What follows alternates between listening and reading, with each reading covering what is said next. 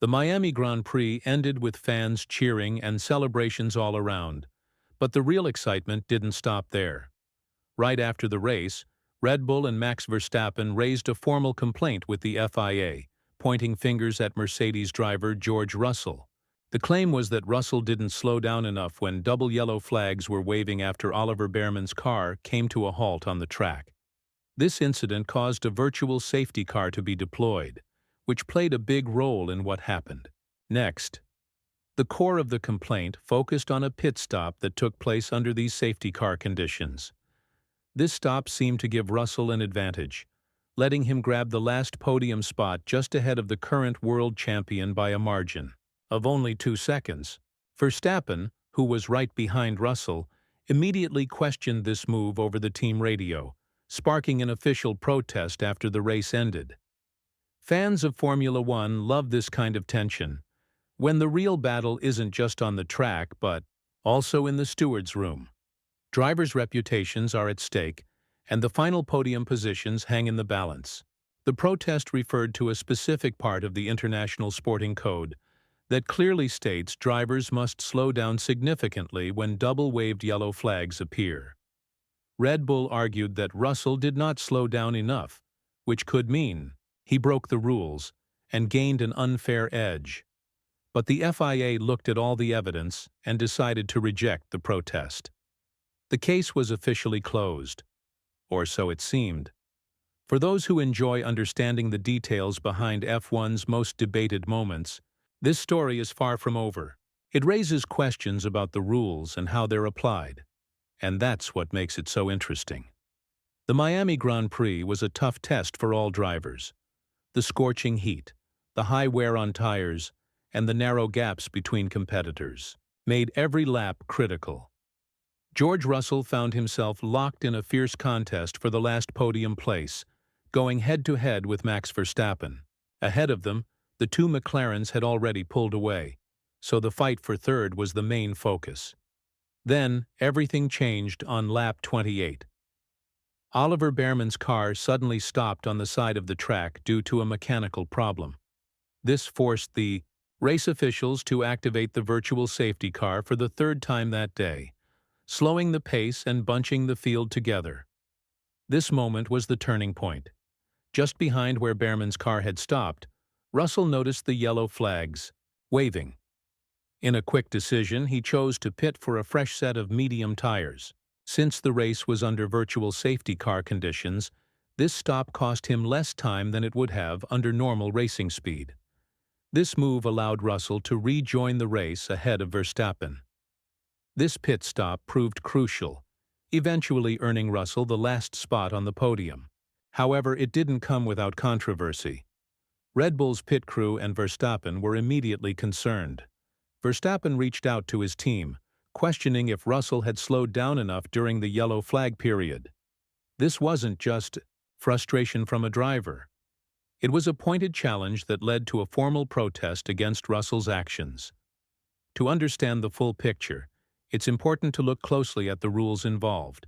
The protest was based on a specific section of the FIA's International Sporting Code. This rule says that when drivers see double-waved yellow flags, they must slow down significantly and be ready to take action, like changing direction, or even stopping if needed. But the key question was, what exactly counts as significant slowing? Red Bull claimed that Russell didn't meet this requirement. While onboard footage showed he lifted his foot off the throttle, Red Bull argued that this wasn't enough of a speed reduction. They pointed out that Russell's actual speed in the yellow flag zone wasn't slower than it had been before the flags were waved. To explain it simply, yes, Russell eased off the accelerator a bit, but according to Red Bull, he didn't slow down enough to follow the rules properly. They compared this to Verstappen's behavior, who followed Russell through the same section and clearly reduced his speed more. Red Bull said Verstappen's approach was the correct one, and that Russell's was more like a tactical move, just enough to show he complied without actually losing time.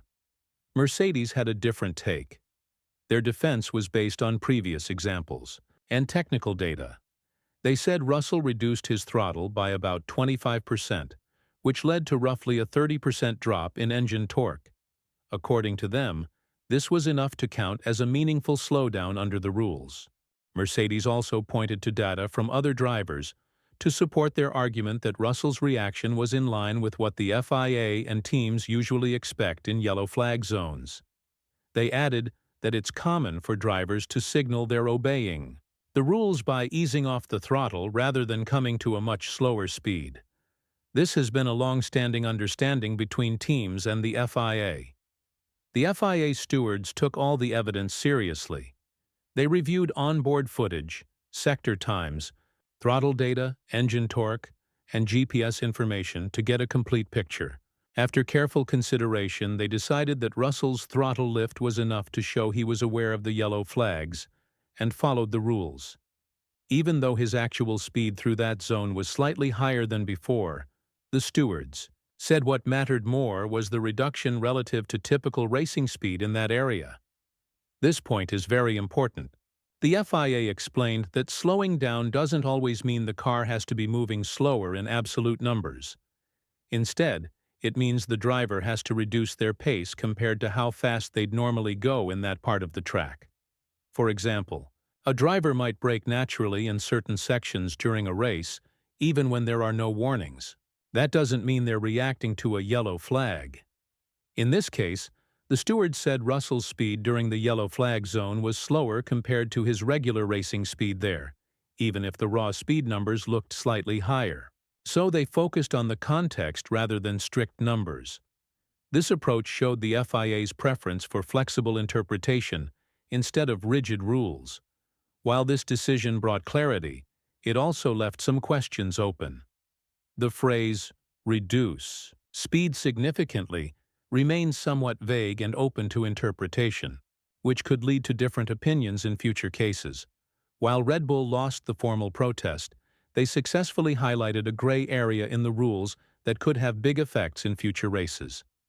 The phrase, reduce speed significantly, still leaves room for different views on what counts as enough slowing. The FIA's ruling gave some clarity but relied on past decisions and common understanding rather than clear, strict rules. This situation might give teams a new way to approach yellow flag zones. If lifting the throttle by about 25% is seen as enough, even if the car's speed doesn't drop much, drivers might push the limits more often during these caution periods. But there's a risk. Easing off too much could cost track position, so teams will have to find the perfect balance. Another interesting point is what this means for Verstappen's own approach. According to Red Bull's logic, Verstappen slowed down more than necessary and might have lost time by being extra cautious. In contrast, Russell managed to stay close to the edge of the rules and gain an advantage. This suggests the real problem isn't Russell's driving, but how unclear the rules are. The protest also had a political side. By filing it, Red Bull sent a strong message to both Mercedes and the FIA. They are watching closely and won't hesitate to challenge anything they think is unfair. Even if the complaint was rejected, it might influence how similar cases are handled in the future and how aggressive teams are when yellow flags appear. So, what's your take on all this? Was George Russell just lucky to keep that podium spot? Or did the FIA make the right call? This decision could shape how drivers behave whenever yellow flags come out in the races ahead. Will they play it safe? Or push the limits like Russell did? This kind of situation keeps Formula One exciting beyond just the race itself. The rules, the team's strategies, and how officials interpret everything all mix together to create moments that fans love to debate. One thing's for sure, the drama isn't over. Behind every flag and every lap, there's a story that could change the way the sport works. So, keep watching, because the next big controversy might be just around the corner.